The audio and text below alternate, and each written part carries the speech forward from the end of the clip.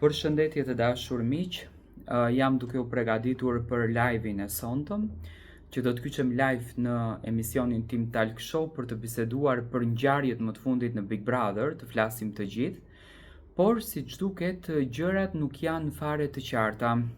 Ditën e sotme ka eskaluar situata, Rogerti dhe Kristi kanë patur një debat shumë të ashpër.